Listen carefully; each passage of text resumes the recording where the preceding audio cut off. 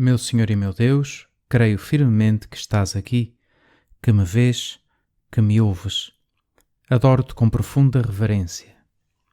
Peço-te perdão dos meus pecados e graça para fazer com fruto este tempo de oração. Minha Mãe Imaculada, São José, meu Pai Senhor, Santo Antônio, anjo da minha guarda, intercedei por mim. Se milagres desejais, recorrei a Santo Antônio. Vereis fugir o demónio e as tentações infernais. Recupera-se o perdido, rompe-se a dura prisão e no auge do furacão cede o mar embravecido. Assim começa uma oração que talvez já tenhas ouvido ou até mesmo rezado. É o responsório do Santo Antônio.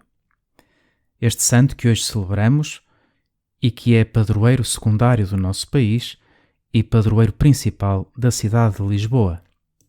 Foi nesta cidade que ele nasceu e viveu durante 20 anos, antes de ir para Coimbra e se tornar aí franciscano no convento de Santa Cruz. O Santo Antônio é um dos santos com mais devoção em todo o mundo e a sua história é bem conhecida. Quando ele estava em Coimbra, assistiu à chegada das relíquias de uns frades que tinham sido martirizados em Marrocos. Aí sentiu um chamamento para ir a Marrocos e pôs-se a caminho, mas adoeceu gravemente e não pôde continuar a sua missão, embarcando de regresso a Lisboa. Isto também não correu como ele esperava, porque o barco foi apanhado numa tempestade e ele acabou por ir parar a Itália.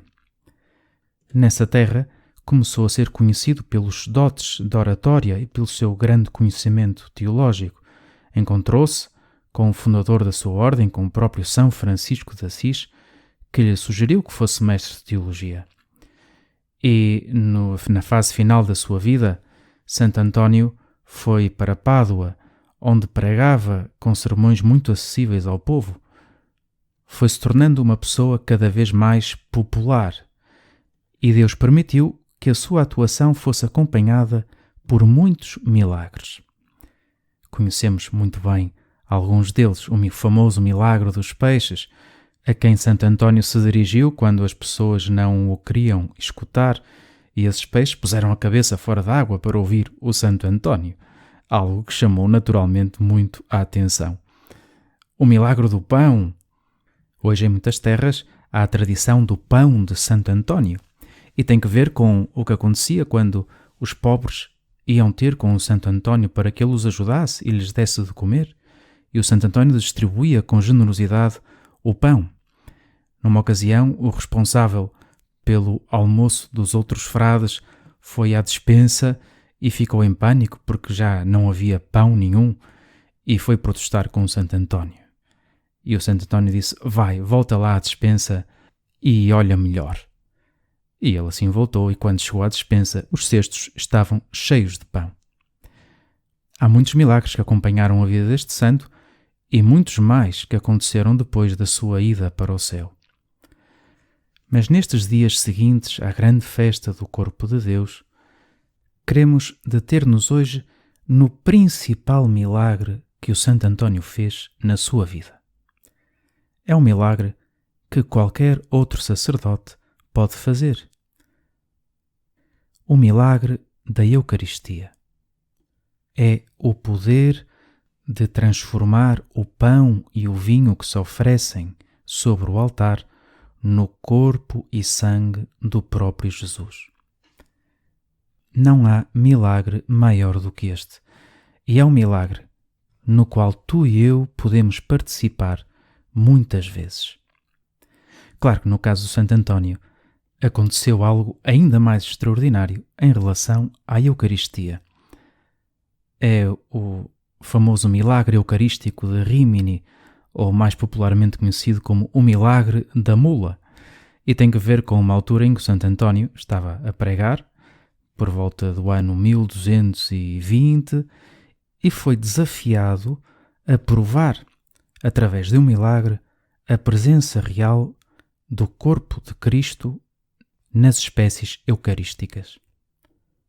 A pessoa que o desafiou disse: acreditarei na Eucaristia se a minha mula, que vou deixar sem comer durante 3 dias, se voltar para a hóstia que tu lhe oferecerás, em vez da forragem que eu lhe darei. O desafio estava lançado e o encontro foi marcado na praça grande da cidade. Houve uma enorme multidão de pessoas que se aproximou para ver o que ia acontecer. E apareceu este tal homem com o alimento para a mula e ficou à espera do Santo António. O Santo António, depois de ter celebrado a missa, trouxe em procissão a hóstia consagrada até a essa praça. E contam as crónicas que disse: em virtude e em nome do Criador, que eu, por mais indigno que seja, tenho realmente nas minhas mãos, digo-te ao animal e ordeno-te que te aproximes rapidamente com humildade e o adores com a devida veneração.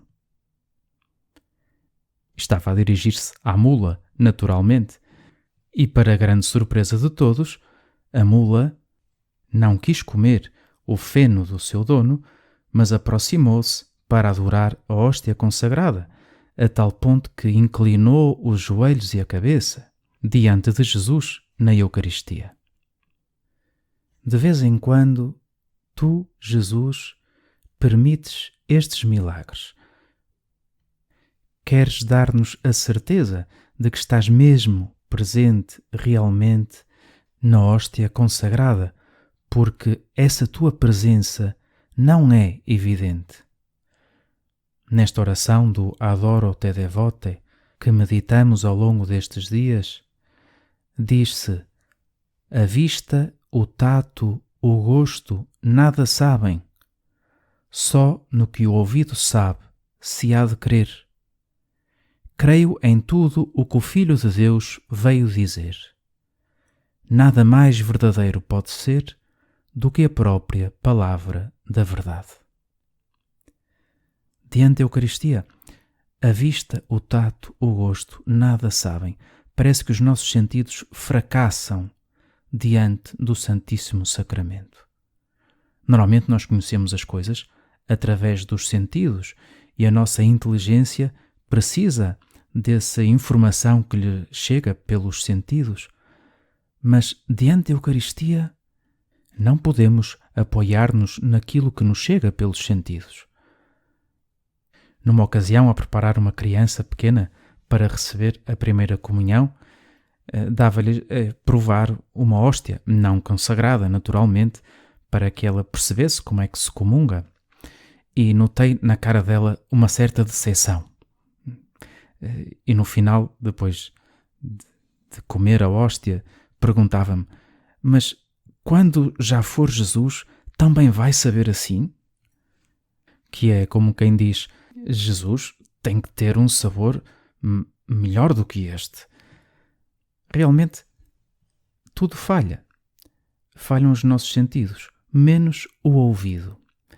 Só quando ouvimos a palavra de Deus, só quando meditamos naquilo que Jesus nos disse e acolhemos essa palavra com a fé, é que nos damos conta que realmente, embora por fora tudo permaneça igual, há uma mudança real. Já não é pão e vinho, nem sequer pão e vinho com uma presença de Jesus. Não, é exclusivamente o corpo e o sangue de Jesus. E isto é um milagre. Algo que nós não poderíamos fazer com as nossas forças. Acreditamos nisto. Acredito, Jesus, porque és tu que me dizes que isto é assim. Creio em tudo o que o Filho de Deus veio dizer. E por isso sou capaz de te reconhecer na Eucaristia. De me desprender dos meus sentidos, daquilo que sinto e de pensar mais naquilo que conheço pelo ouvido, pelas tuas palavras e naquilo que significa receber-te. Se milagres desejais, desejamos este milagre da Eucaristia e para isso recorremos também ao nosso Santo António, para que ele faça aumentar em nós o amor por Jesus na Eucaristia. Dou-te graças, meu Deus, pelos bons propósitos, afetos e inspirações que me comunicaste nesta meditação. Peço-te ajuda para os pôr em prática. Minha Mãe Imaculada, São José, meu Pai e Senhor, meu Santo Antônio, anjo da minha guarda, intercedei por mim.